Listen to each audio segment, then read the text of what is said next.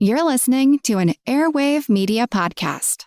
Ben Franklin's World is a production of Clio Digital Media, and this episode was made in partnership with the Institute for Thomas Paine Studies at Iona University. I love his hyperbole, but for me, again, that line, we have it in our power to begin the world over again, hold the mirror up to ourselves. Like, he's a starting point, and then it's not move on and move away necessarily, but we've got stuff to be dealing with. It's a kick up the backside. So for me, his legacy is, or should be, a challenge. What are we going to do with it? It's on us. He's already told us what he thought about his time, and quite clearly, it's about us taking responsibility and owning it. So we've got to do better.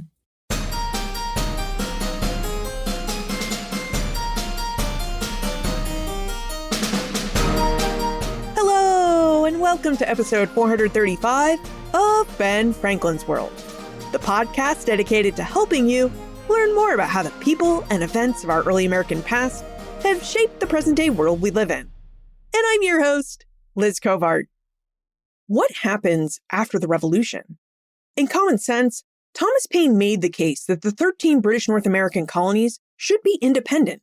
But Paine himself understood that breaking free from the British Empire was only just the beginning. The harder work, the work that would come to define a nation, was figuring out how to create a government without a king. Now, in our earlier episode with Nora Slonimsky of the Institute for Thomas Paine Studies at Iona University, that was episode 431. In episode 431, we traced Paine's journey from the streets of England to the printing presses of Philadelphia. We followed the experiences and ideas that shaped Paine's views in one of the most influential pamphlets in American history. Today, we're picking up that story where we left off, not with Thomas Paine, the writer, but with his legacy. What did Common Sense set in motion? And 250 years later, what do Paine's ideas still demand of us? To mark the 250th anniversary of Common Sense, the Institute for Thomas Paine Studies worked with the University of Sussex and the Thomas Paine Legacy Organization to co-host a conference about Common Sense at 250.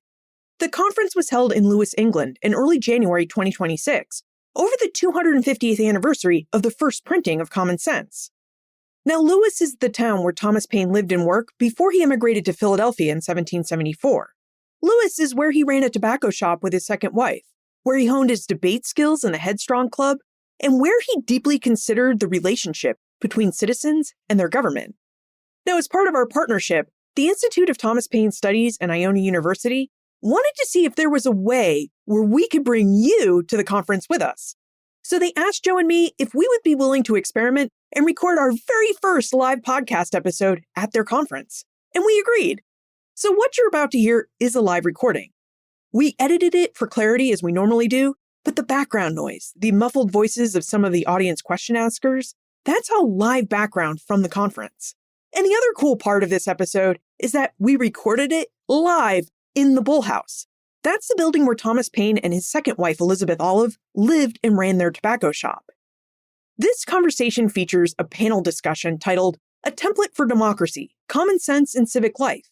It was chaired by our very own Joe Edelman, co-founder of Clio Digital Media, professor of history at Framingham State University, and co-host of Ben Franklin's World. Joe is our resident expert on all things print culture, including Thomas Paine and Common Sense.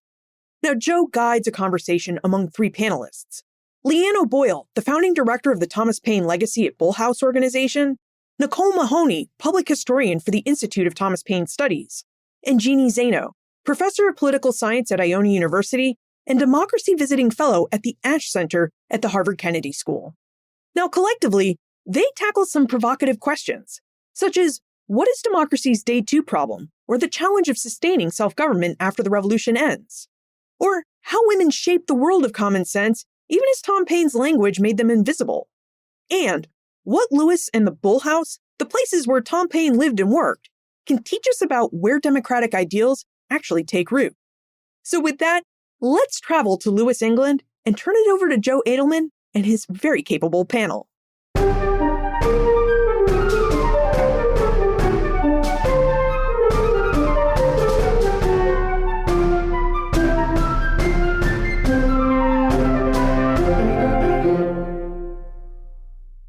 Well, good morning, everyone, and welcome to this very first live recording with a studio audience of Ben Franklin's World. Liz and I are very excited to be here this week. We're very glad to be part of the Common Sense at 250 conference, working in partnership with Leanne, who I'll introduce in a minute, with Nora Slanimsky and the Institute for Thomas Paine Studies at Iona University on this session. And we're looking forward to the conversation, which we've titled A Template for Democracy, Common Sense, and Civic Life.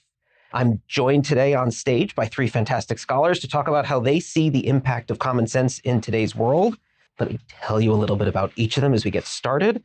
So on my far right is Leanne O'Boyle, who is the founding director of Thomas Paine Legacy, based in the building we are in at Bull House in Lewes.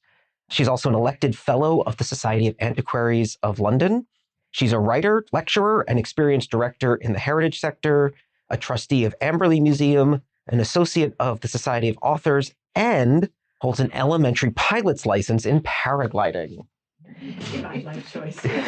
She is currently writing a book on the British role in American independence. To her left, Nicole Mahoney is public historian for the Institute for Thomas Paine Studies at Iona. She teaches courses there in public history, digital humanities, and the Age of Revolutions. She's a specialist in early American history, the history of women and gender, and social and cultural history. A museum professional before joining Iona, Dr. Mahoney also advises student internships at museum and historic sites, and she's currently working on a book about American women who hosted Enlightenment-style salons in New York and Philadelphia in the early Republic. Then immediately to my right is Jeannie Sheehan-Zaino, who's a professor of political science at Iona, and for this academic year is the Democracy Visiting Fellow at the Ash Center for Democratic Governance and Innovation, which is part of the Harvard Kennedy School of Government.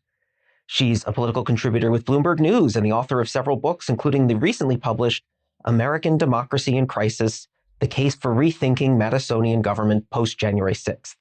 She's also a playwright whose most recent work is called Motherland, a courtroom drama that depicts the real-life trial of Madan Lal Dhingra in Great Britain in the early 20th century. So welcome to all three of you. Thank you for joining us for this conversation.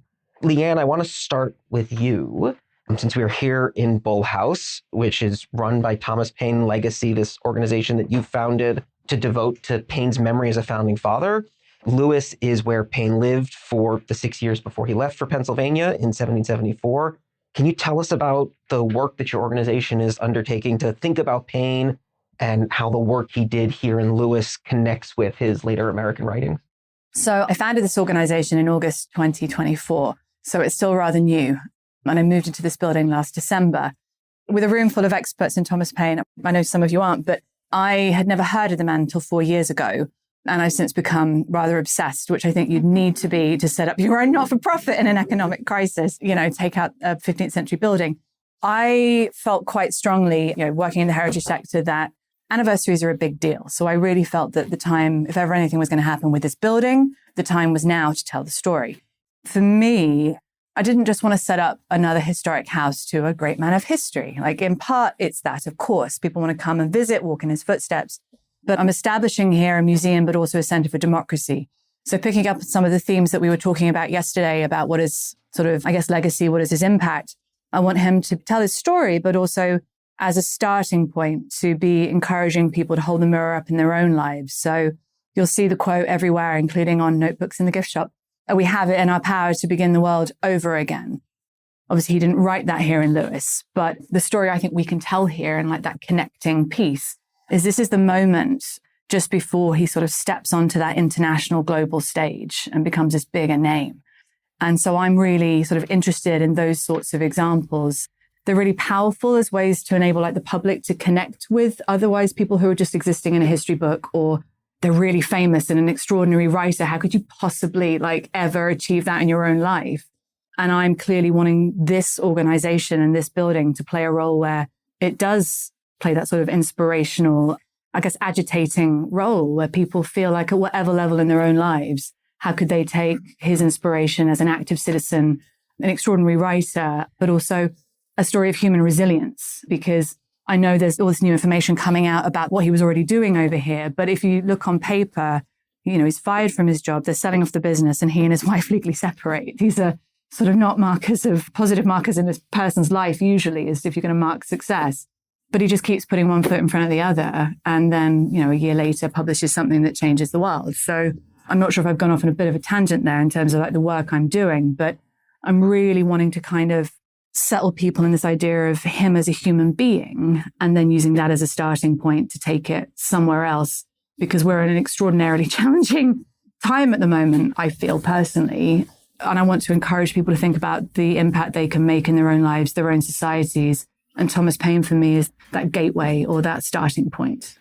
Yeah, that's fantastic. And I want to ask more about his family and his life here in Lewes. But first, I want to bring Nicole in and sort of cross the pond a little bit and ask from the U.S. side, working at the Institute for Thomas Paine Studies, which is in New Rochelle, New York, just outside New York City, which is where Paine lived at the end of his life. You have a much different perspective on how people interact with Paine and with common sense. So when you work with people in and around New Rochelle and with ITPS on events and other sorts of things, how do you see his legacy playing out for people? Right. So in 1784, New York State awarded Paine a 277-acre farm in New Rochelle, which is about 16 or 17 miles north of New York City. And Paine spent the longest continuous stretch of his American life on this farm in New Rochelle. He built a small cottage. He attempted farming with various levels of success. I don't think it was ever very successful. And for Paine, I think this tract of land, this 277-acre farm, was a real retreat for him. And it became a retreat for writing and reflection. And in Paine's time, it would have been a full journey from Lower Manhattan into New Rochelle. So it was quite rural for him, but still tied to that intellectual and political world of New York City and the larger Atlantic world. So in that way, I think that living in New Rochelle became a very strategic choice for Paine. In that way, he could, again, reach New York City in a day, but he was also living away from the churn of daily politics, from the social pressures. And I think that gaze and surveillance that followed him increasingly as a more controversial writer in urban centers. So from New Rochelle, he could be close to power, but not necessarily inside of it. And also compared to New York City in the early Republic, New Rochelle had a really distinct culture at the time that I think probably made Paine feel very safe. New Rochelle was founded by French Huguenots, French Protestant refugees, and it has a long tradition of religious dissent and religious tolerance. And as Paine's critiques of organized religion made him more and more unpopular among some crowds, I think that New Rochelle's history perhaps aligned with his ideas about freedom of conscience. So while it was an official honor for Paine to accept this land in New Rochelle, I think it also allowed him to retreat a little bit, right? And it meant that he didn't have to integrate himself or ingratiate himself with polite society of New York. He entertained at his cottage for sure, but very selectively in New Rochelle. And I think this land also gave Paine something else that he desperately wanted, which was independence from patronage, right? That now as a landowner, and this was the only land that Paine ever owned in his lifetime, he deeply valued that independence of not having to rely on a patron. So I think these New Rochelle years are deeply symbolic, and you can visit Paine's cottage in New Rochelle. It's been relocated from its original location to a different spot that has less flooding, but is still on the 277-acre farm. And it is owned and operated by the Huguenot and New Rochelle Historical Association since about 1910. And they offer tours, they offer programs, and they put together small exhibits inside the cottage. So it is still a very lively center for Paine. And near the cottage, there's a monument to Paine that was erected in 1839. And across the street from Paine's cottage is the Thomas Paine Historical Association, founded in 1894. So there, thank you. And then just about a mile down the road from Paine's cottage, of course, is Iona University, where the Institute for Thomas Paine Studies works in the legacy of Paine, doing public history initiatives, digital humanities work, and we archive many relics and material culture and documents related to Paine's life. So New Rochelle has become a true center for studying and understanding Paine's life and his work. But to make sure that I answer your question, Joe, I think that New Rochelle really does give you a different vantage point on Paine's legacy, that most Americans recognize the Paine of common sense, right? That he's accessible, he's electrifying, he's a loud voice. You know, the revolution, the man who helped make American independence thinkable. But here in New Rochelle, well, in New Rochelle, we're not in New Rochelle now, you know, Paine the person, like Leanne was mentioning before, I think you get to see a different version of that And the people who I speak to are always sort of struck by the fact, first of all, that Paine lived in New Rochelle and that he lived there largely isolated at the end of his life from about 1802 to 1806. And that he was deeply controversial and he was unwelcome in certain circles in New York City, even though he was internationally famous at the time. So I think it really makes people sort of reckon with the gap between how much we want to celebrate revolutionary ideas, liberty, freedom, equality, and then how uneasy or maybe suspicious we can become of those same ideas, of those same radical thinkers when the revolution is over. And I will add as a note of personal context, I grew up about 25 minutes from New Rochelle, and it still strikes me as odd, even as a professional historian, to think of Paine associated with New Rochelle, because you think of him basically with Philadelphia in the US, right, as a writer and political activist and somebody who's much more active there, and yet there he is. A stone's throw from where the high school now is in New Rochelle and Iona. Jeannie, I want to bring you into the conversation, and then we'll open up. Obviously, we've talked a lot at this conference, and I framed Leanne and Nicole to set up and remind everyone that Paine is a transatlantic figure, right? We've talked this weekend about his involvement with British radicalism, his involvement with the French Revolution. One of the key features, though, of common sense, maybe the thing that most Americans certainly know the most about common sense, is that it's a call for American independence. It's part of the national origin story. So, Jeannie, we'll start with you. How should we reconcile thinking about common sense as a call for national independence with Paine as a very much transatlantic figure who transcends nation in a lot of ways? I should say, first of all, I am delighted to be in a town that has a reputation for political radicalism. So thank you, both during Paine's time here and I understand now, which is lovely. You know, I think as a political scientist and not like so many of you, a historian, for me, I think of several questions when I think about Thomas Paine. One of them is sort of what I describe as this day two problem, his push to involve people and speak to them in a language they could adopt and adapt and understand about revolution. And then after the revolution, which as Nicole mentioned, to feel let down by what came next. And as we are on the 250th anniversary of independence, that to me looms very large. We're sitting here today as the United States has decided to invade Venezuela, remove their leader, remove him to the United States and put him on trial, and so many other things. People in the United States, many people, not all, and people around the world feel very concerned. If you want to talk about times that try men's souls, these are one of them. Women, I should say. We'll forgive Paine for that. And I often think about, was he co-opted by people like John Adams, who had nothing good to say, as we know about the pamphlet? John Adams had nothing good to say about Plato's Republic, so he was a critique of almost everybody. Was he co-opted? Was he used? I think one thing we need to think about, have we contributed to that as we have allowed this sort of myth of Thomas Paine to continue to resonate with young people in the United States and around the world? This idea that even as he wrote the piece, put it out there, and the revolution occurred, was not at all what was happening. People were not involved in the United States government, all people, at the time of the founding, and quite frankly, they still are not now. And so, you know, this sort of day two problem, he's critiqued as being an idealist, you know, not pragmatic, not practical, not knowing a thing about governing, but very good at inciting a revolution. It is very troubling to think to me that we've contributed in some way to this sort of cult and myth of Thomas Paine.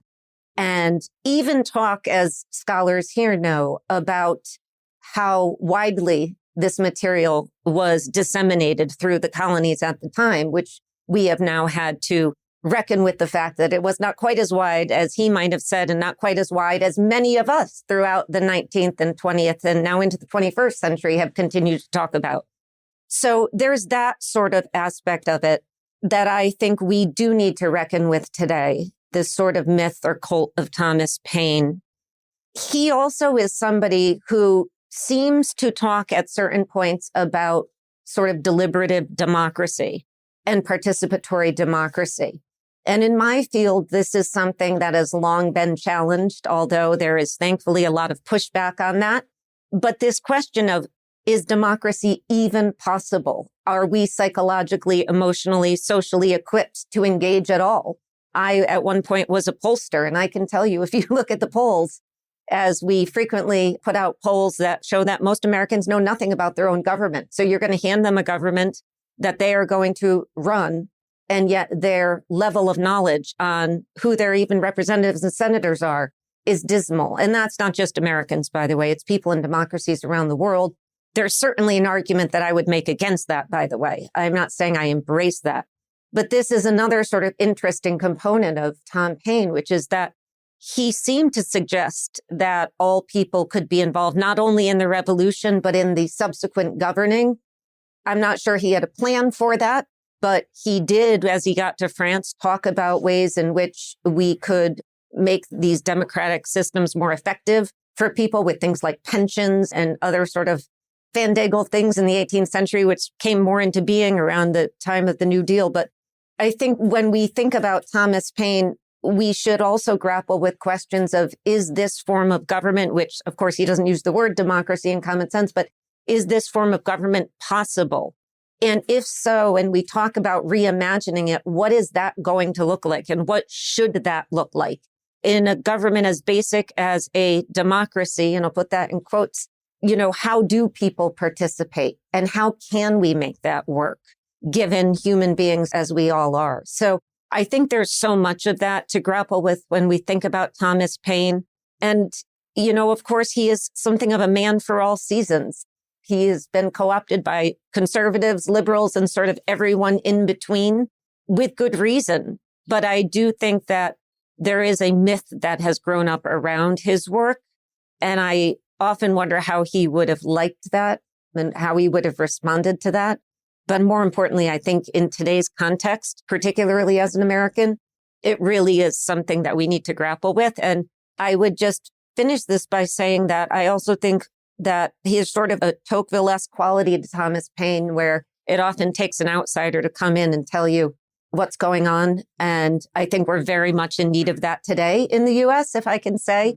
And I don't think we've seen somebody yet who's come along and been able to fulfill that role. And so I think that's another fascinating aspect of Paine.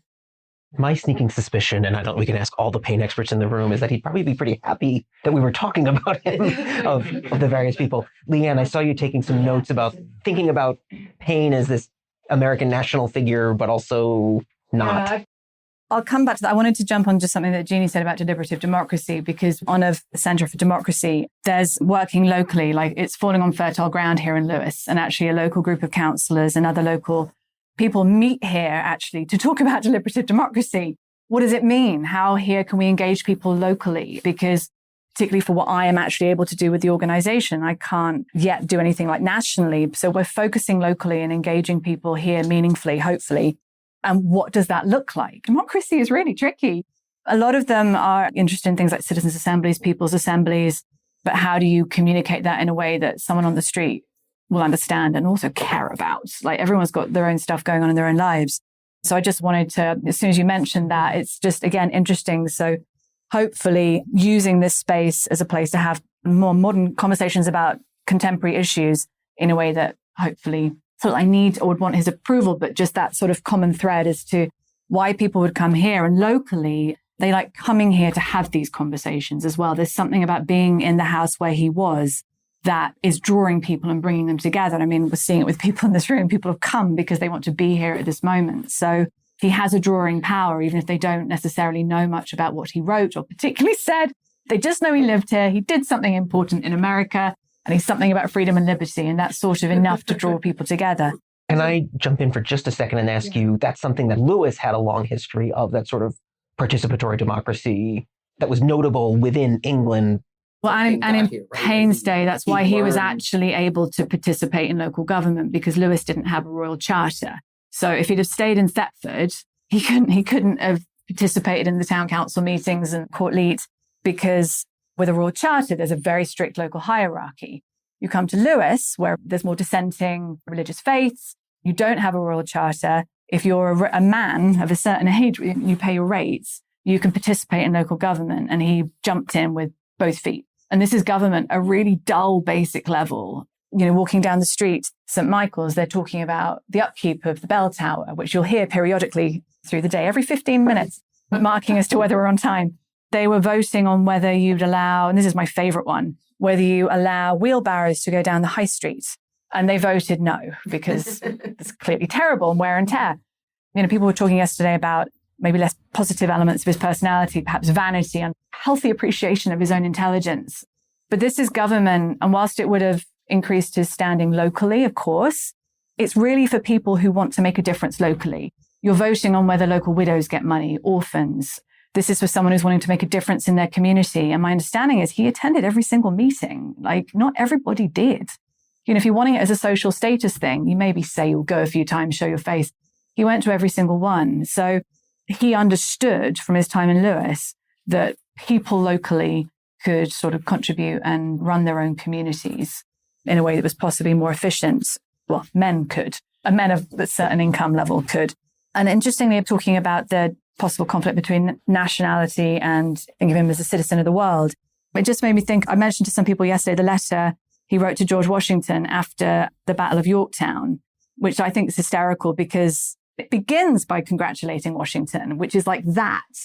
And then he just goes on to complaining about how hard done by he's been, how badly he's been treated by America. And he kind of threatens, if the world knew, it would harm your reputation, which is, you just kind of think, pick your moments if you're asking for money, if you want the outcome you want. But in there, he's talking about coming back to Europe. He's talking about coming to France or Holland, I think it is, because what motivates him is the cause. So that, I think, is how, in my head, I can kind of square that circle, that perhaps they don't conflict. It's just that's how he's tackling this cause. And he's just focusing on America at that point. But then he's just going to continue around the world. He didn't intend to stay. He was going to come back to Europe because of how badly America treated him. Which is funny for somebody who, as a writer, had usually a good ear for his audience. Or thought carefully about audience to misunderstand. I mean, I'm really happy that periodically he just doesn't have a filter. It's just very entertaining. I wouldn't like to be on the other end of it, but 250 years down the line. And then later on, I can tell you about the letter he wrote to the neighbors, which was very funny. But anyway, sorry, I'm now getting carried away.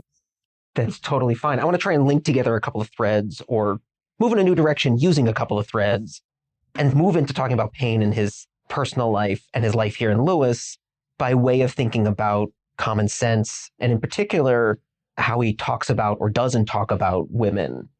There's a very masculine aspect to common sense. He's building a navy. He's running commerce.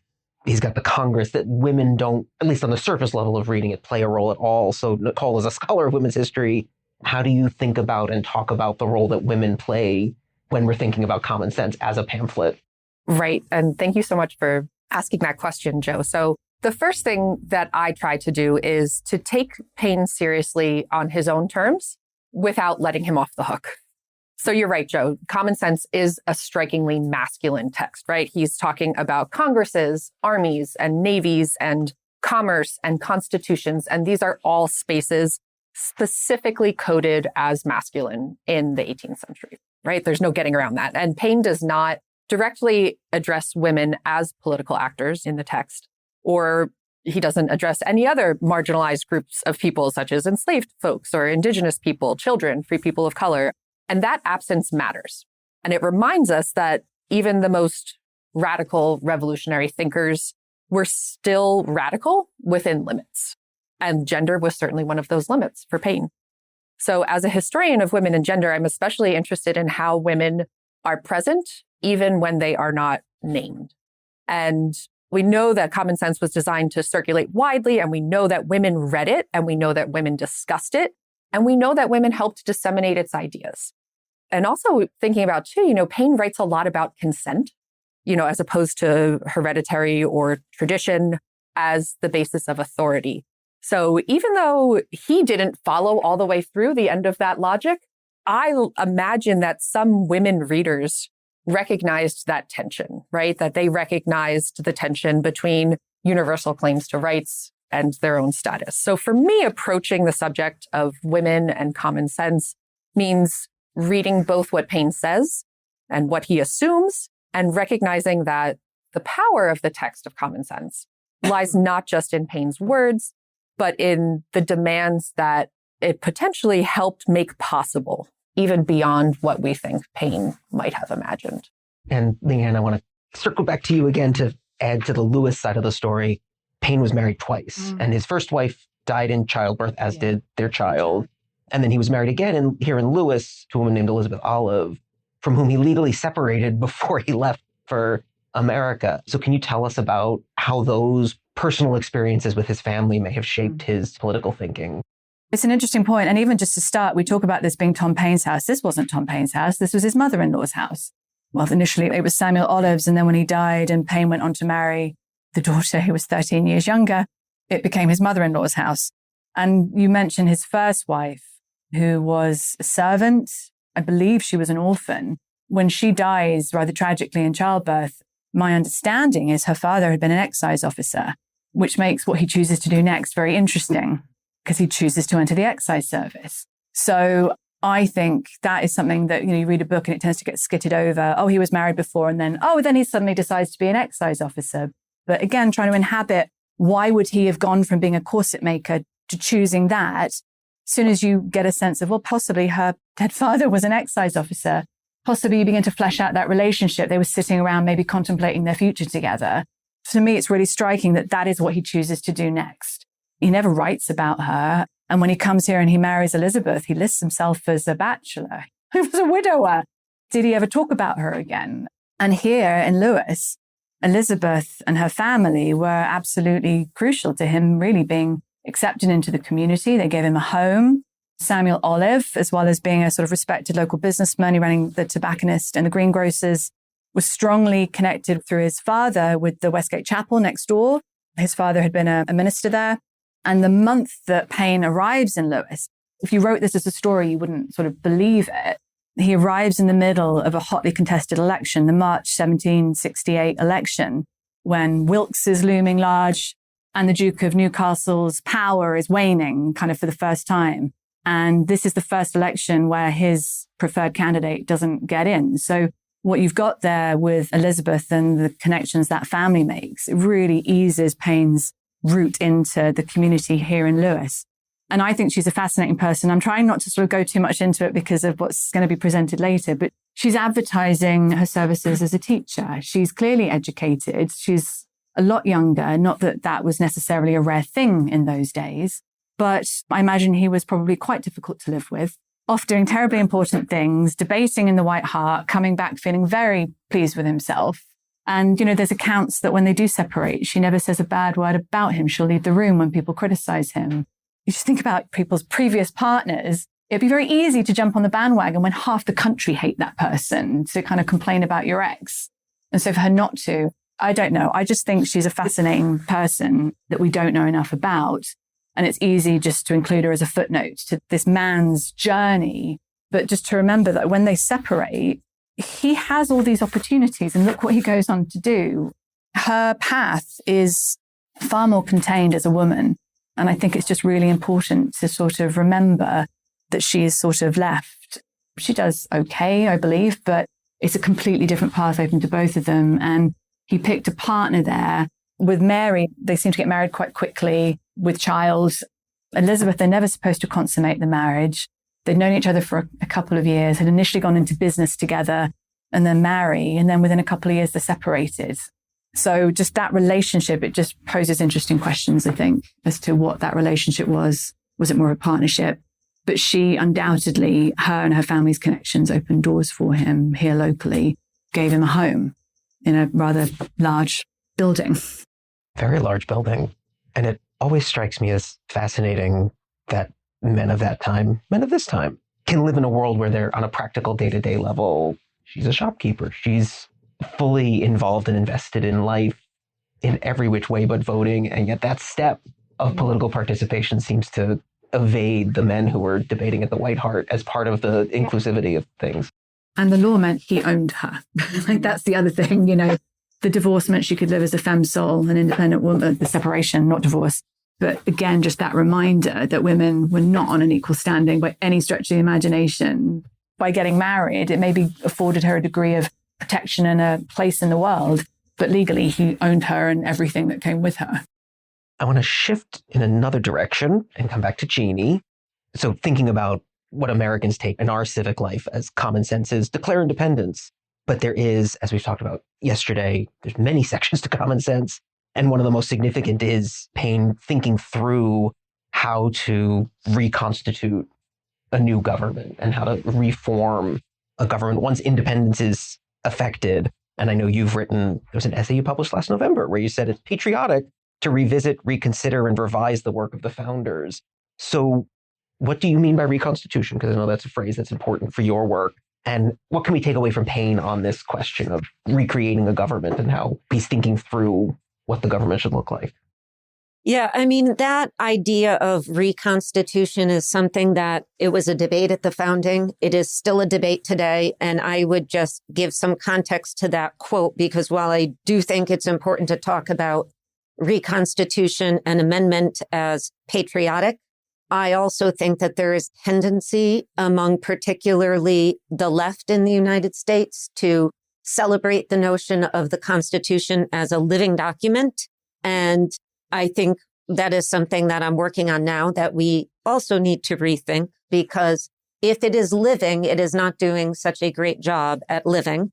And when we talk about it is patriotic to change, absolutely. But that change has got to be fundamental and in the direction of justice and liberty and not sort of tinkering around the edges. So I think when we talk about Thomas Paine, he was, I think, on the right side of the Reconstitution debate. You had sort of a James Madison, let's put this process in that even Antonin Scalia described as unworkable. He said it should be hard, but not that hard to change the Constitution because, of course, less than 1% of the U.S. population can push back on those changes, as we've seen with the ERA and other proposed amendments. So you had James Madison, then you had Thomas Jefferson, Tom Paine, and others on the other side talking about periodic reconstitution. And so I think they were on the right side of that debate. There's a very famous quote by Thomas Jefferson where he's talking about this sort of dead hand idea. And he gives an analogy. You can't ask a man to wear the coat he wore as a boy. And that's similar to what we do with the Constitution today. We are all living in a Constitution that has not changed with the times. So you have Tom Paine, I think, on the right side of that. I think it is also problematic that he did not, in common sense or otherwise, fully realize what the answer to this problem was. He grappled with it, certainly. I don't think any of us have done better. But I think there is also the criticism to make that it is the least compelling aspect to me of common sense is the portion where he is talking about the next day problem, this day two problem, as I talk about. And, you know, when we're talking about the issue of women or the indigenous people, there's so many people at the time who didn't have rights and many of whom still don't have rights today, or at least are not fully realized in the United States. Where was Tom Paine on that issue? He was largely absent on that issue. So I think that's something we have to talk about. Again, he's often celebrated as speaking, you know, the plain truth, as he talked about, or common sense, saying the quiet part out loud. But whose quiet part was he saying out loud? Mm-hmm. He was saying the quiet part for himself and other people. But there are so many other narratives, like the narratives of the women at the time that we in the United States have not elevated or celebrated or even looked into. You know, there's one part where he talks about, I think it's in the preface to Common Sense for like the second or third publication, where he talks about common sense as not being particularly common today, which was to me a recognition that he was politicking. He was pushing for something he wanted to see. But this idea that we talk about today as this reflecting a notion of common men at the time, I think he himself recognized that that's not the case. And I think there's also sort of what I call sort of a Frank Fukuyama aspect to Tom Paine, this sort of end of history notion, which has clouded so much of the late part of the 20th century in the West. And, you know, this idea that these quotes like the cause of America is in great measure the cause of all mankind. we have it in our power to begin the world over again. We have every opportunity. There's this very sort of end of history, Fukuyamish kind of idea with Tom Paine. And I think we have to grapple with that. There is sort of this naivete in that, but I don't think it was naive at all. I think it was purposeful.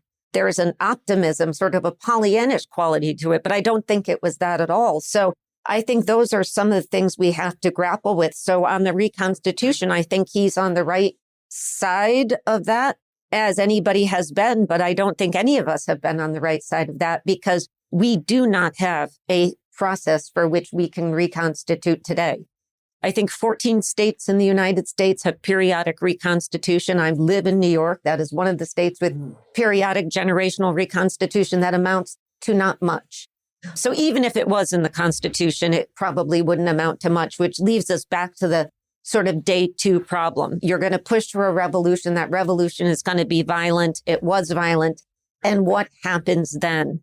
I'm not sure he was able to give us much direction on that. So that remains an enormous problem today. And can I ask you, just for people in the room, and especially for our listeners, can you give a one-sentence version of what the end of history Fukuyama argument is that you're referring to? Yeah, I wish I had the quote, because as I look back at the first article that he wrote and that became his book, they are incredible to read many years later. But this is late 1980s, early 1990s. Yeah, sort of at the end of the Cold War. Is this idea that liberal democracy is the be-all and end-all of the world, that it is natural, that there is no other options for forms of government, that we have reached the end and the world will be free. Of course, as we look at that now, that is not something that we have reached. And he pushed back because he just had, I think, the 25th anniversary or one of the anniversaries of the book. He has pushed back and said he was misunderstood, that he never claimed that. And I think it was overread. I think he's right that there was a tendency to overread on that. But I also think that that's what societies do.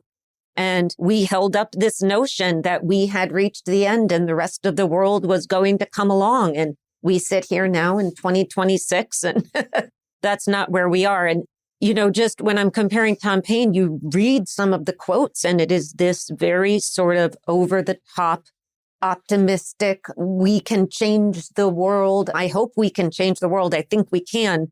But this notion to impart that on the colonies at that point, given slavery and everything else going on there that he wasn't grappling with, I think is important also to underscore. The sun never shined on a cause of greater worth.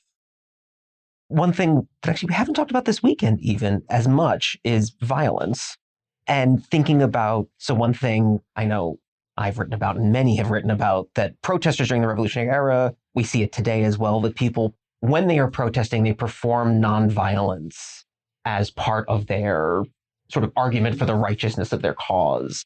That doesn't seem to be where Paine is as much. So it's open to anybody to start. Nicole, you're nodding if you want to. Nope, Nicole doesn't want to. Leanne, I can feel you. He's trying to rile a mob. I mean, I do think if you're reading Common Sense and not periodically feeling uncomfortable, I feel you're reading it wrong. Like, particularly given recent history, someone stirring up hatred, anger, telling them where they should be directing their anger. He is being overtly, encouraging to a degree violence, or at least saying it's going to happen. And I feel that should be an uncomfortable read. It's a dangerous game, riling a mob. What are you supposed to do to then control that? I know he thinks he can by then bringing it back to the law is king. But again, that's rather optimistic and rather arrogant. But it's interesting you asked that, like in Bull House at the moment, so apologies for listeners, but there's this photography exhibition that places Paine in his British context with social struggles across the centuries. And there's some images, which I very nearly didn't put on display, showing quite graphic violence. And because they're photos rather than a painting, they feel more gratuitous. But I decided in the end to put them on display because I think it's important actually to remind people that this abstract concept is pretty horrific actually and what that meant. So just up in Bull House, out of the way, if people don't want to see it, there's the Peterloo Massacre, which is shortly after Paine dies in Manchester, where the troops on horseback right into a crowd of people. And you've got people kind of cut open and children crying, and it should be upsetting to look at it. But I also think it's important not to forget that. So yeah, I mean, it's in his writing. It's what adds a degree of life and urgency because it's like, this is coming. You can't just sit back and expect everything's going to be all right. But I read those passages and I don't like the fact he's riling a mob and stirring up hatred and anger. I think that's a really dangerous game to be playing, personally.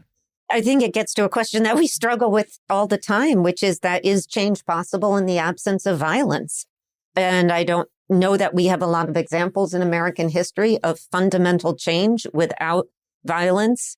And he certainly can be accused of stirring up that violence. And I think that's part of the uncomfortableness you feel from people like John Adams. I mean, there's this interesting critique of Paine that occurs between the Royalists, the Loyalists, and the Patriots, many of whom accuse him not just of idealism, but of stirring up the masses. And I think Tom Paine can rightly push back and say, how else are we going to get any fundamental change if you folks keep speaking in this sort of elevated language about the British Constitution?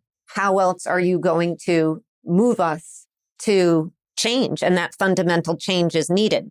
Now, I do wish that in his call for fundamental change, it was not just a sort of top level change that elicited what it did, which was a constitution, I believe, in the interests of landowning white men. And it's a constitution we very much live with today.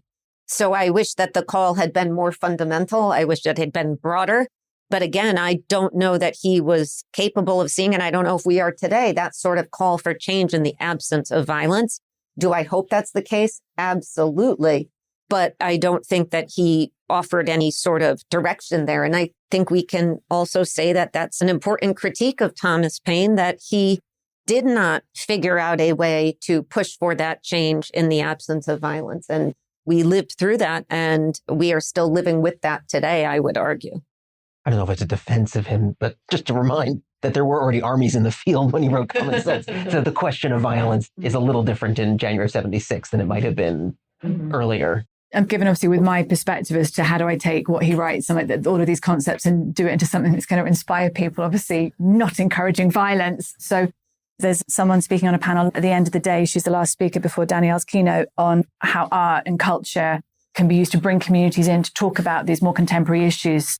Because the talk of violence, how we bring about change in our communities today, it's been an important driving force periodically if people don't want to change. But if we want change today, that can put a lot of people off. So how can you bring about change? How can we take it to that next step where people don't have to bring arms? How can we bring change in other ways? And they can take longer perhaps, but the call for violence can put people off and therefore perhaps disempower them from getting involved if they feel, what difference am I going to make? And so I guess the role I'm trying to play is even at a small level. And I know it's an idealistic one, but it's trying to do something at a small level to focus on communities, cognizant that these bigger sweeping change periodically have the only way they were going to happen was with violence. Done with violence. Before Joe dives into his next question, let's just take a moment and let some of these ideas settle in. Plus, it also gives me a quick moment to share with you how you can help support this podcast. Now, you're listening to something we've never done before, a live recorded episode of Ben Franklin's World. To bring you this conversation, we traveled to Lewes, England. We set up recording equipment at the Bull House, and we worked hard to make sure that this discussion that happened in a room full of people would come through clearly so that you could listen at home or on the go. That's the kind of thing that this podcast does. We go where the history is, ask the hard questions, and bring back the story grounded in real research and scholarship, not shortcuts and misinformation. Now, keeping that going takes real resources, and this episode is a good example of what those resources actually look like. Travel, equipment, production, and fact-check transcripts and show notes that make every episode useful long after you've finished listening. So if Ben Franklin's World has deepened your understanding of early American history, or introduced you to a story you didn't know, I'd love your support. You can donate once or become one of our monthly or annual supporters at benfranklinsworld.com/donate. That's benfranklinsworld.com/donate. And my sincere and heartfelt thanks to Rob B., Barry B., Robert B., Lauren B., Diane B., Frank B., and Lisa B. for your generous support. Thank you for helping to make this work possible. Since we're now on the topic of contemporary protests, and I realize that I'm the one who brought it up, so it's my own segue, one of the things that's been fascinating to watch in the United States in the past year or so is Paine's resurgence in the No Kings protests that have been going on in the past year. And quotes from Common Sense actually short snippets from 2 consecutive sentences have been on many protest signs. So I want to read the full 2 sentences just so we have the context and then ask you all to comment on it. So he wrote, "Yet that we may not appear to be defective even in earthly honors, let a day be solemnly set apart for proclaiming the charter. Let it be brought forth, placed on the divine law, the word of God. Let a crown be placed thereon by which the world may know that so far as we approve of monarchy, that in America, the law is king. For as in absolute governments, the king is law, so in free countries, the law ought to be king, and there ought be no other." There's 2 phrases. In America, the law is king, and then in free countries, the law ought to be king. And there's a whole fascinating grammar discussion about why people pick either the declarative version or I guess it's the subjunctive or the hopeful version of it ought to be true. But this idea of the law is king as a quotation is drawing out a piece of Paine. Does it surprise you that that's been the one piece that's picked up? What do you make of people being attracted to those 2 phrases? And if you want to comment on the grammar and syntax, that's fine as well. I'll say a few things. And I think this helps Joe to sometimes think about whether or not we can read common sense as a form of nationalism, right? Like, yes, obviously common sense is a call for American independence, but it's also extremely nationalist in its goals, right? That it is calling for Americans to imagine themselves as a nation. But I think Paine does that. He embeds that nation with universal rights, with sovereignty and legitimate power. So it's not a nationalism based on blood or ancestry or an exclusion. And I think that's what can make common sense a foundational American text and also a deeply transatlantic one that Leanne was talking about before. But at the same time, I think those nationalistic ideas from common sense can get picked up and then transformed and used for political purposes other than perhaps what Paine was thinking about. I know, Jeannie, you have ideas about this too. The fact that it's picked up, I don't think is particularly surprising. I think he's been picked up in many ways on all sides of the aisle throughout history. So I don't think it's surprising. Even as you're rereading the quote, Joe, I'm sitting here thinking, damn straight, like as we sit here and I mentioned Venezuela, by any measure, international law, the U.S. Constitution, U.S. law, treaties, UN Charter, I've violated all of them. And so I don't think it's a surprise that people participating in the No Kings protest would pick that up. I also think that there is sort of an irony to the fact that part of what has allowed not just Donald Trump, other modern presidents, or I shouldn't say allowed, but what has set sort of an environment in which these things can occur is, interestingly, how difficult the framers found it grappling with Article 2 coming out of this monarchy, accepting the Articles of Confederation. It is a profoundly underwhelming aspect of our Constitution. They had so much difficulty at the convention grappling with it that they pushed it off to the Brearley Committee at the very end, pushed it through. We got fandangled things like the Electoral College, which makes little sense in a democracy. And nobody was quite satisfied, nor should they be, with what happened with Article 2. And you had people like Alexander Hamilton and so many others saying, we know the thing is flawed, got to just ratify it and move forward and amend it. And of course, they didn't leave a process that was workable to do that. And when you have an Article 2 that creates an executive like was created, there are not the guardrails in place. Governments exercise power. That's what they do. And so we are going to get these enormous exercises of power periodically throughout American history. We've seen them and we're seeing them right now. So part of that is the structure of the system that needs to be reconsidered, reexamined, and quite frankly, restructured. And until and unless that's done, as much as people at the protests, and I've been part of them, as much as we want to talk about Donald Trump and no kings and blah, blah, blah, the hard work that needs to be redone is restructuring this Constitution. And where are we on that? And that's something I think we as an American public deeply own, is the fact that there are great groups trying to work on this. We have seen no concerted push to do that. We just celebrated January 6th, and periodically, as we have had crises in the United States, as We get through them. We just had the 5th anniversary of that. And mark my words, what do you hear? The system held. Things are okay, And I'll tell you, the last protest I spoke at, I said to people, if Donald Trump had not been reelected, would you be here? And the answer is no, 99% of them.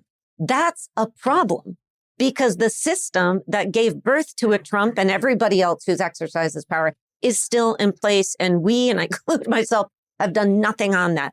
So yeah, I'm listening to you going, yeah, darn it, that's great. But what have we done to address this issue? I think that's where we sort of own where we are at this point, or should. And I include myself in that. And I include, by the way, political scientists. We've done a deplorable job in this aspect. So I'll say that. I'll just say something short. I mean, in terms of why it's being used, I'm not surprised. It's a great line. Mm-hmm. I mean, he's a genius marketer. And it fits well on a poster. It fits well on a poster. So if you're going to write a phrase, you could do 3 words, and one of them is. He can take a concept and distill it, which is actually very hard to do in a way that is moving and impactful. Is a writing genius. So I'm not surprised it's been used because it's a great phrase. Well, and as you point out, reducing things is always difficult. And in the 18th century, I usually like to say that people, the way they thought about writing was, if you can say something in 10 words, why wouldn't you say it in 100? Exactly. Yeah. So on the Ben Franklin's World podcast, if you're not a listener, we have a feature that we call 1776 in Context.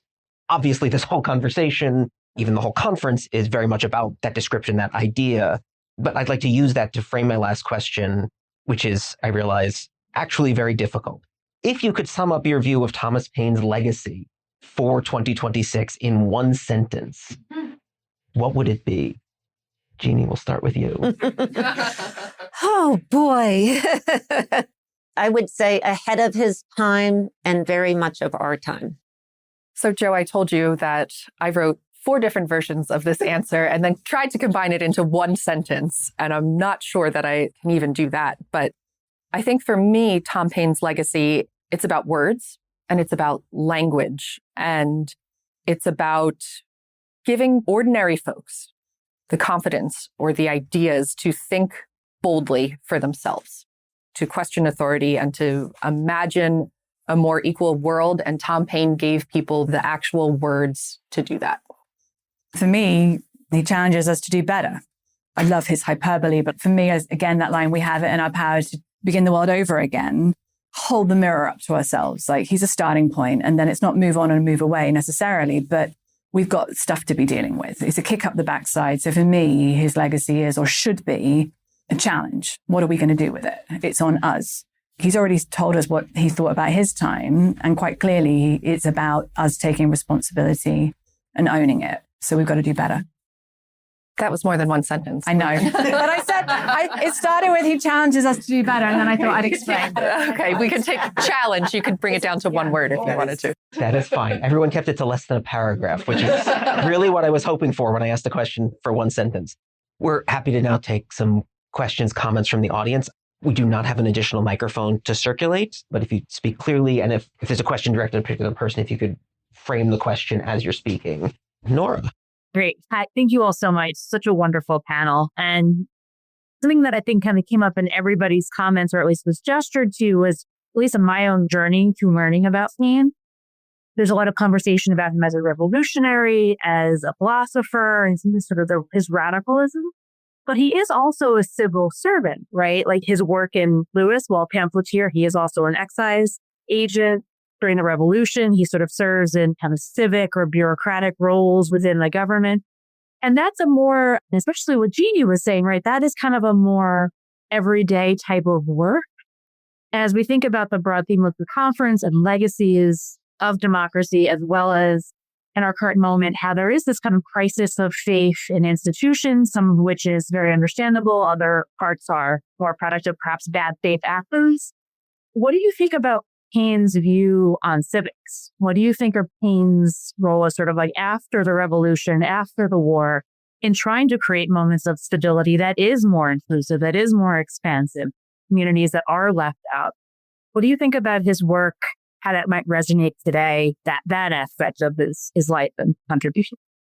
I can take a shot at that. I'm so glad you asked that, because I think his work after the revolution doesn't get obviously as much focus, but I think particularly agrarian justice is a really, really, I think, one of the most important things that he wrote. And this is when I said he's ahead of his time in thinking about both civic life and thinking about social justice. And just him as a role model, I think the way in which he pushed himself not to sort of, if any of us wrote Common Sense, we could sort of be complacent, right? Say, well, I've done that. Enough, let's go to sleep. But he goes to France, he writes Agrarian Justice, and it's really focused on ending poverty, making these burgeoning democratic states entitlements for people, sort of a welfare component that becomes a mythical idea. And at the time he's writing it, by the mid 20th century, becomes something that we now all benefit from. And he's talking about things like pension programs. So I think that is a really, really important component. I think maybe one of the most important components and contributions in terms of the actual impact on people on the ground today that he makes. And so I don't think he gets enough credit for that. And when we talk about him as an individual, I think that that's such a beautiful component of who he was.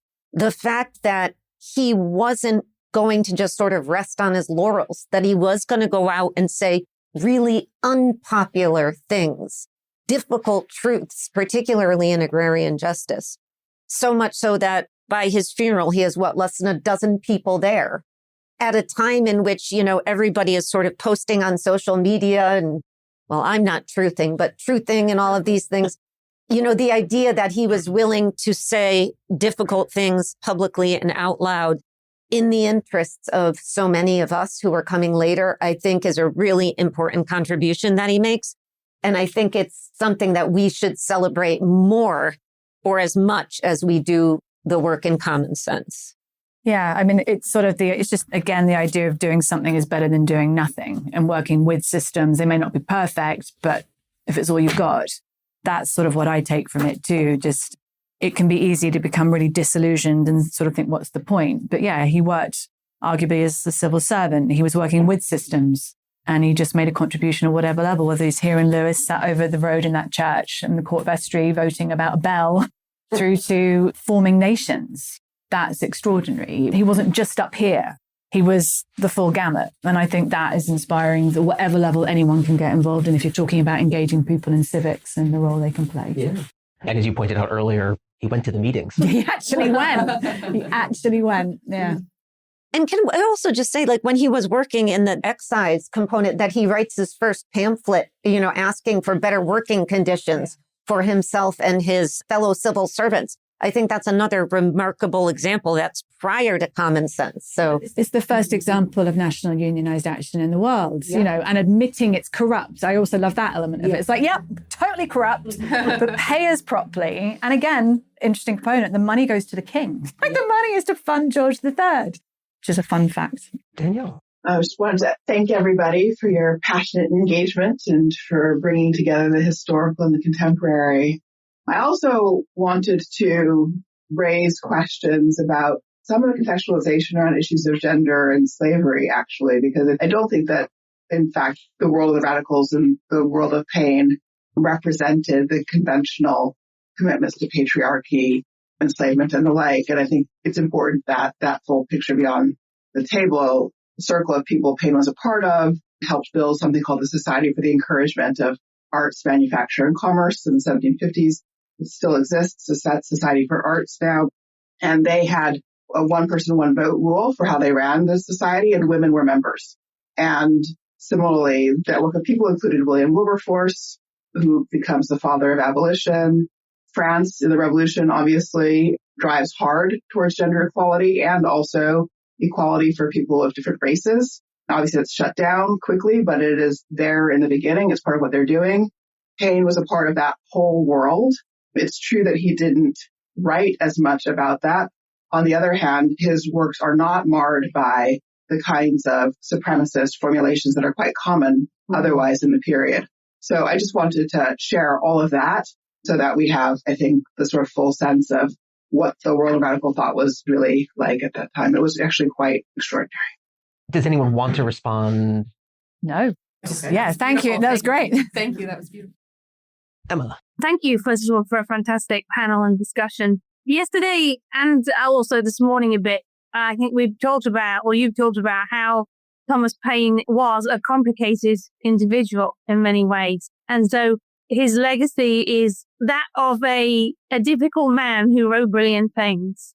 And I'm wondering if in your capacity as public historians, you can reflect a little bit on whether you want to communicate that to the public and what we can do with it. Because it seems to me it's an opportunity to make black and white things grey. And that's always something that, to me as a historian, is useful to do. So do you think that's useful as a public historian? How does that sort of come into your communication plan?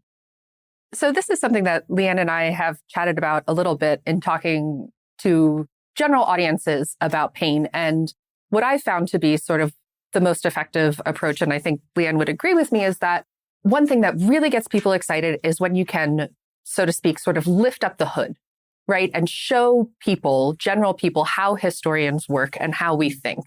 And giving them the letter that Paine wrote to Washington and showing them, the house and being really honest and transparent about what we don't know, I think helps people to better understand what we do as public historians and the narratives and the curation that we do.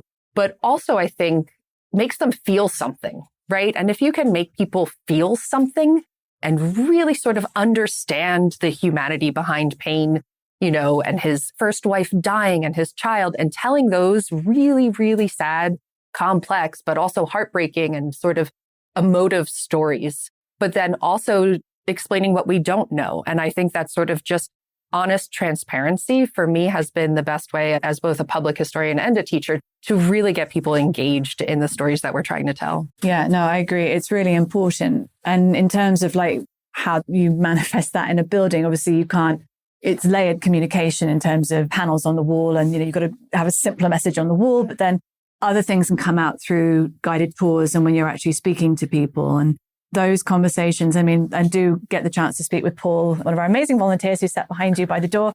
He leads tours every week. And it's those conversations with people that really get them excited. And you can see the light going on in their eyes because they're not just in receiving mode of, these are the facts you need to learn before you leave this building. It's sort of like they suddenly realize that the gray areas are sort of where the magic happens. It's where you concede we're never going to fully know. These are the things we sort of understand. How do you color that in a way that makes sense and resonates with people?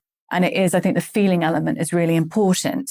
There's a joke in Heritage that people, when they leave a building, will largely only remember the toilets and the cake in the shop, which here I don't let the public use the loo and we don't have a cafe. So, but the point being, it's just a blank when they leave. The point being though, that it's their experience they remember. How does it make them feel? That's not a particularly academic way of looking at learning outcomes, but I'm not using this building as a test or an end of term paper. It's what do you want people to leave feeling? Hopefully they'll return. Hopefully then they may choose to engage further. And that's what I'm seeing actually. Visitors, people have gone off and read about him.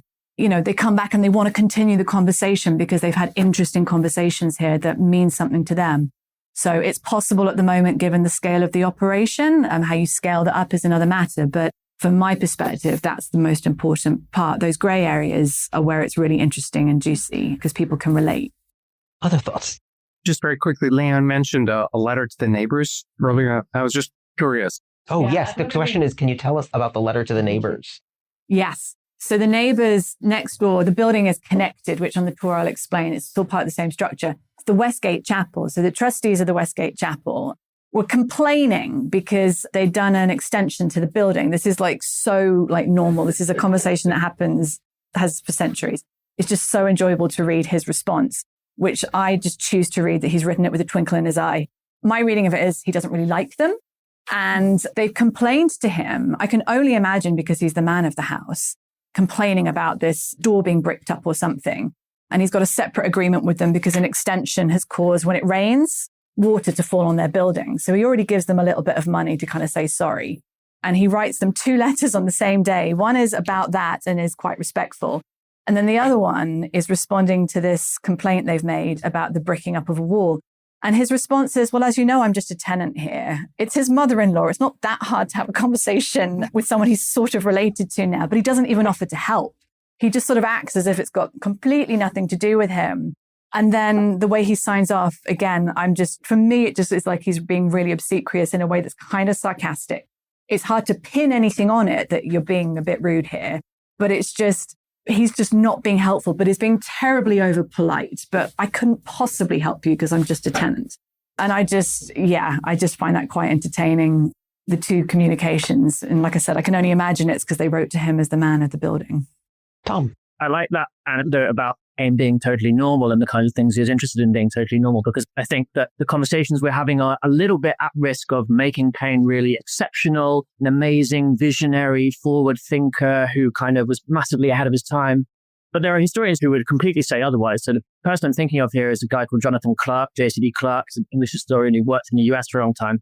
He wrote a book a little while ago, basically about how Paine was just always engaging in the arguments of yesterday. He was a backward-looking thinker who was interested in the kind of dynastic struggle between the Hanoverians and the Stuarts, and was interested in arguments over religious freedom that people were mainly having 50 years before his time. So I kind of want to ask you about how forward-looking you really think Paine was, and maybe a different way of thinking about the kind of political implications of that. Because I would suggest that it always happens this way. Intellectuals are always having the fights of yesterday, but at the same time, they're engaging with the actual movements that are happening around them. And that's what's moving things on. You know, Paine arrives in Philadelphia. He doesn't suddenly turn it into a hotbed of radical revolution. He arrives into that atmosphere. It's the people, it's the organized mechanics and artisans and workers who are already creating revolution that transform Paine's backward-looking political thought into this magical vision of a new world. And I think Danielle's comment kind of led us a little bit in that direction. But I think we might want to put Paine a little bit back in the box of his own context rather than make him this kind of magical leader. Well, since I said he was, what was my quote? That he was a man of his time and of our time or something, or ahead of his time. I do think there are ways in which he is a man ahead of his time. And I think Danielle pointed to his work with some of those groups. I think about the agrarian justice component. So I think in those ways, he is a man ahead of his time. As I think the end part of what you said is really important. Anytime any of us are speaking in a public facing manner, we tend to be fighting the battles of the present and the past. And so I think there is a component of him that's not, I would say, particularly celebrated or understood that is very forward looking, I would say. And the part of him that we know more about is very much of the present or the past. So I think there's sort of this dichotomous view. And when I said, the cult or the myth of Thomas Paine, I am talking about exactly what you talked about. But I do think, in fairness to Tom Paine, there is a very much forward-looking part of him working with those radical groups. And unfortunately, as you think we're talking about public history, that's not the kind of thing that is really as enticing and sexy and exciting for people to grapple onto. And so we get this myth of Thomas Paine that's easy to put on a bumper sticker or a t-shirt. And that's the big picture. And so I agree that we do need a much richer picture of who this man was and the people that he was working with before, during, and after the part of him that we knew of. And that's when I said I give him so much credit for what he did after the revolution, because that's the unheralded part, I think, of who he is and what he did prior to the revolution. It's sort of, he's become this mythical figure that we think about as sort of having this, and he did have a huge role in moving us towards independence. But that's not the be all and end all. And I don't think it's the most interesting or important aspect of who he was or should be to us today. I would just add on the public history component, and it's part and parcel, I think, of this conversation. History is so much under fire and underfunded around the world, and particularly in the United States today, that the work that Leanne is doing, all of the work of the people here is so incredibly important. And without funding, we can't do it. And so I think to think about how it is under fire, and that I think helps create this problem that at least I'm talking about. Because on the one hand, to attract people and attract funding, you've got to say things that attract them. And on the other hand, the parts of him that I think are really important, don't get as much support, but how can you focus on that when it's not going to get you the funding you need to do the work? So however we get out of that morass, I have no great ideas, but I think it's incredibly important conversation to have. So I think your point is very well taken, but I think, again, I always feel like we own some of that. You know, I do a lot of work in the media and producers will often tell you, yeah, I would put that stuff on the air, except there's a problem. We all need jobs and nobody is going to watch it. And it's the same thing for us in the academy in some ways, especially those of us at liberal arts institutions in the U.S. without huge endowments, that we are very much at the mercy of this funding. So I think that's another part to grapple with. And I think Thomas Paine's legacy is a good example of that. Nicole, and then Leanne will give you the final. Thanks. I just want to jump in quickly and respond to Tom. I'm not sure that I quite agree with you that Paine is in some sense backward looking, right? That I think his attacks on old established institutions, monarchy, hereditary power is in a sense that he's looking at those older institutions. But I think that his ideas and his critiques are all coming from this really rich transatlantic radical tradition that Danielle brought up earlier too. And he's really shaped by the Enlightenment thought, all of these circulation of ideas that are coming back and forth across the Atlantic. And he takes those ideas that were being debated here at the White Hart in Lewes, right? And he's taking the ideas that are being debated in coffee houses and clubs and pamphlets, and he just reworks those ideas and I think rearranges them and puts them in an American colonial context, right? He's reworking them for an American colonial conditions. So I think that it's a style that feels powerfully American and immediately American, but it's also deeply embedded in this like larger transatlantic radical tradition that I don't think is quite as backwards facing as you might have suggested. We are at about time. Leanne, can I give you the final word? One sentence, Leanne. About the forward-looking element, because most British audiences, maybe should have started with this, most people over here have no idea who he is. So probably should say that. Lewes, his name is everywhere. So people coming in are largely a self-selecting audience, but they don't know much about him. And so when you start to talk about these other elements and agrarian justice and some of the things he said, you see them going, the phrase you used, a man ahead of his time. And I mean, I kind of joke it's definitely too liberally used as a phrase, but it kind of is relevant here. And then when you start talking about the separation with Elizabeth and the separation document, and all of these clauses are about protecting her. And I'm not sure how standard all of those are, but he promises not to touch any of her money, which is legally his because he owns everything. Is that my choice of like a progressive Thomas Paine? Because he's going, do you know what? You have it all. She gives him 41 quid, year's salary, off he goes. It's that sort of the surprising element. They can hang it off of the American Revolution. They get that. But then when all these other elements come in, that's when everyone gets excited and feel like that's something they can relate to. And my gosh, I never knew anything about this. And it's right here. So yeah, I would sort of agree with what both of you have said. And that those elements are sort of what really helped to bring him to life and excite people today in terms of the visitors who are coming here to Bull House. For me, again, as I've kept saying, that's sort of what it's all about. It's him as a starting point. But then what do we want people to leave feeling? What do I want them then maybe to go on and hopefully do something with it so that history is alive and this isn't just a relic building, that it's alive with his ideas and the sense of him, but that has to mean something different today. Thank you. Can we thank our panel?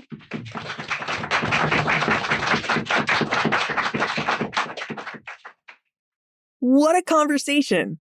One of the things that struck me most about this discussion is the idea that common sense was never really about rejecting a king. It was really about imagining what came after you rejected a king. As Jeannie Zaino put it, the real challenge of democracy is the day two problem. Not the thrill of revolution, but the long, unglamorous work of building and sustaining systems of self-governance. It's an idea that feels especially urgent 250 years later, because the questions that Thomas Paine raised about the relationship between citizens, their government, and each other remain very much alive in our own time. I was also struck by how the panel made sure that we understand Thomas Paine as a full human being, not just as an icon of American liberty, but as a man who lived in Lewes, loved a woman named Elizabeth Olive, ran a tobacco shop to make ends meet, and participated in local civic life long before he ever set foot in Philadelphia. Now, I also really appreciated Nicole Mahoney's reminder that women were present in and shaped the world of common sense, even when Thomas Paine's own language excluded them. This is exactly the kind of deeper, more honest engagement with history that helps us really see the past more clearly. And perhaps most fitting of all, this conversation took place inside the Bull House, a 15th century building that is not some museum frozen in time, but that serves as an active center for democratic engagement and civic life. Now, as I mentioned at the start of this episode, this was our very first live recording, our very first attempt to take you inside a history conference where historians gather to share and work out ideas and arguments. So, what do you think of the format? Is this something that you'd really like to hear more of? Please let me know. Liz@benfranklinsworld.com. Okay, you can find more information about our guests, the Institute for Thomas Paine Studies at Iona University, and the Thomas Paine Legacy at Bull House organization, plus notes, links, and a transcript for everything we talked about today on the show notes page. benfranklinsworld.com/435. Friends tell friends about their favorite podcasts. So please don't forget to be a good friend and tell yours about Ben Franklin's World. Production assistance for this podcast comes from Joseph Ailman, Karen Wolf, and Morgan McCullough. Breakmaster Cylinder composed our custom theme music. This podcast is part of the Airwave Media Podcast Network. To discover and listen to their other podcasts, visit airwavemedia.com. Finally, please really let me know what you think of this live recording. I'd love to know if this is something that we should do more often. So please tell me. Liz@benfranklinsworld.com. Ben Franklin's World is a production of Clio Digital Media, and this episode was made in partnership with the Institute for Thomas Paine Studies at Iona University.